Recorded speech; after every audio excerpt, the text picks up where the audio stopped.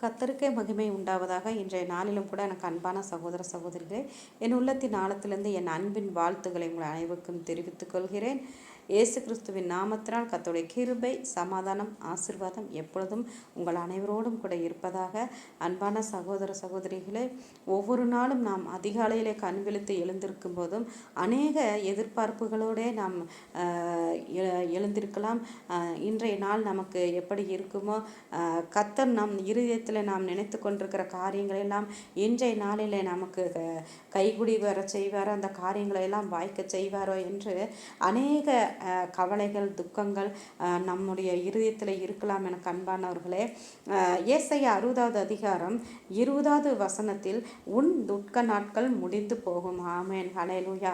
அநேக நாட்களாக நாம் துக்கப்பட்டும் கவலைப்பட்டும் கர்த்தரை பார்த்து ஜெபித்து கொண்டிருக்கலாம். அநேக காரியங்களுக்காக, வாலிப பிள்ளைகளுடைய திருமண காரியங்களுக்காக, அதற்கான பண தேவைகள் சந்திக்கப்பட அதற்காகவும் நாம் ஜெபித்து கொண்டிருக்கலாம். சொந்த வீடு வாங்குவதற்காக, அதற்கான பண தேவைக்காக ஜெபித்து கொண்டிருக்கலாம். திருமணமான சகோதரிகள், குழந்தை இல்லாதவர்கள் குழந்தை செல்வங்களுக்காக ஜெபித்து கொண்டிருக்கலாம். ஒவ்வொரு குடும்பங்களில் சமாதானத்துக்காக, வீட்டில் சமாதானம் இல்லை என்று அந்த சமாதானத்தை கர்த்தர் கொடுக்கும்படியாகவும் நாம் ஜெபித்து கொண்டிருக்கலாம். இப்படியாய் அநேக காரியங்களுக்கு நாம் கவலைப்பட்டு துக்கப்பட்டு ஜெபித்து கொண்டே இருந்தது நிமித்தமாக இன்றைய நாளில் கர்த்தர் நமக்கு சமாதானத்தையும் விசுவாசத்தையும் நம்பிக்கையும் கொடுக்கும்படியாக உன் துக்க நாட்கள் முடிந்து போகும் என்ற வார்த்தை வசனத்தின்படியே இன்றைய நாளில் நம்மோடு கூட இடைப்பட்டு பேசிக்கொண்டு இருக்கிறார். அன்பானவர்களே, நம்முடைய இருதயம் இந்த நாளிலும் கூட கவலைப்படாமலும் துக்கப்படாமலும் இருப்பதாக. ஆமென், ஹல்லேலூயா. உங்கள் துக்கம் சந்தோஷமாய் மாறும் என்று இந்த வார்த்தை வசனத்தோடும் கூட கர்த்தர் நம்மோடு கூட மகிமையாக இடைப்பட்டு கொண்டு இருக்கிறார்.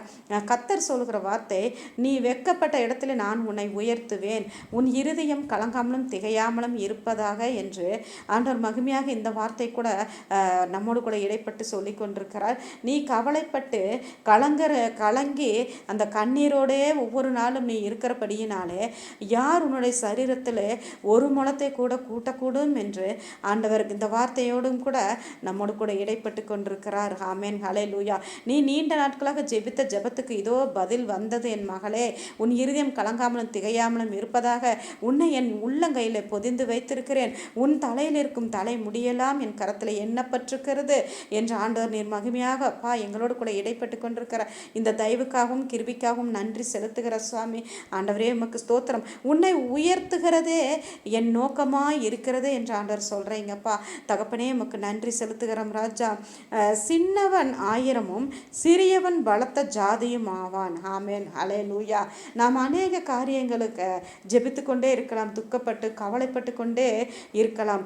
கர்த்தர் உயர்த்துகிறதுக்கு என்று ஒரு வேலை வைத்திருப்பார். அன்பானவர்களே, அந்த வேலை வரும்போது சின்னவன் 1000 சிறியவன் பலத்த ஜாதியும் ஆவான் என்ற வார்த்தை வசனத்தின்படி நம்மை உயர்த்த அவர் வல்லமுள்ள தேவனாய் இருக்கிறார். ஆமென், ஹல்லேலூயா.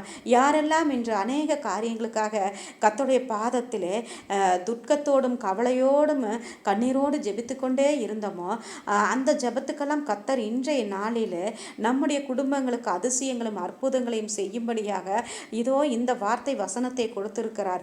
உன் துக்க நாட்கள் முடிந்து போகும். ஆமென், ஹல்லேலூயா. கர்த்தர் மேல் உன் பாரத்தை வைத்துவிடு என்ற வார்த்தை வசனத்தையும் கூட நமக்கு நினைப்பூட்டுகிறார். வருத்தப்பட்டு பாரம் சுமக்கிறவர்களே, நீங்கள் எல்லோரும் என்னிடத்தில் வாருங்கள், நான் உங்களுக்கு இளைப்பாறுதல் தருவேன் என்ற இந்த வார்த்தை வசனத்தின் மூலியமாக கூட நம்மோடு கூட இடைப்பட்டு கொண்டிருக்கிறார். அன்பானவர்களே, நாம் அப்படியே ஜெபிக்கலாம். ஸ்தோத்திரம் ஆண்டவரே. தகப்பனே, நாங்கள் அநேக நாட்களாக எங்களுடைய இருதயங்களை துக்கப்பட்டு கலங்கினது உண்டு சாமி. அப்பா, எங்கள் காரியங்களை எல்லாம் ஆண்டவரே உமக்கு ஸ்தோத்திரம் ராஜா.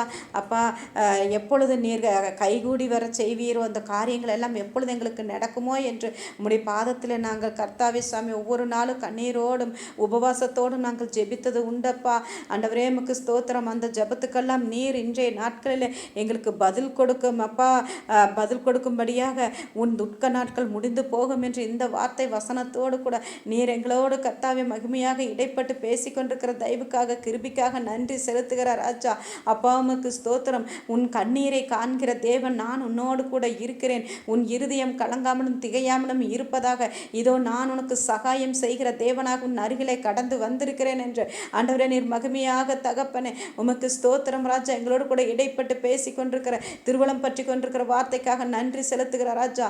நெடுங்காலமாய் காத்திருக்குதல் இருதயத்தை இழைக்க பண்ணும், விரும்பினது வரும்போதோ ஜீவ விருட்சம் போல் ஆகும் என்று இந்த வார்த்தை வசனத்தை அப்பா யாரோ ஒரு சிலருக்கு நீர் கத்தாவே இது வெளிப்பாடு வசனமாக நீர் கொடுக்கிற தயவுக்காக கிருபிக்காக நன்றி செலுத்துகிறோம் அப்பா. நீர் எங்களோடு கூட மகிமையாக இடைப்பட்டு பேசி கொண்டிருக்கிற இந்த வார்த்தை வசனத்தின் மூலியமாகவே அப்பா எங்கள் துக்கங்களை எல்லாம் நீர் சந்தோஷமாக மாற்ற வல்லமுள்ள தேவனாய் இருக்கிறீரப்பா. ஆண்டவரே அற்புதங்களையும் அதிசயங்களையும் ஆண்டவரே எங்கள் குடும்பங்களுக்கு நீர் அப்படியாய் தகப்பனே ஆண்டவரே அப்பா நீர் பேசியபடியே செய்ய போகிற அந்த தயவுக்காக கிருபிக்காக நன்றி செலுத்துகிறோம் அப்பா. அப்பா உமக்கு ஸ்தோத்திரங்களை செலுத்துகிறோம். நீங்க பெருகவும் நாங்கள் சிறுகவும் ஜெபிக்கிறோம். ஏசு கிறிஸ்துவின் நாமத்தில் ஜெபிக்கிறோம் எங்கள் ஜீவன நல்ல பிதாவே, ஆமேன்.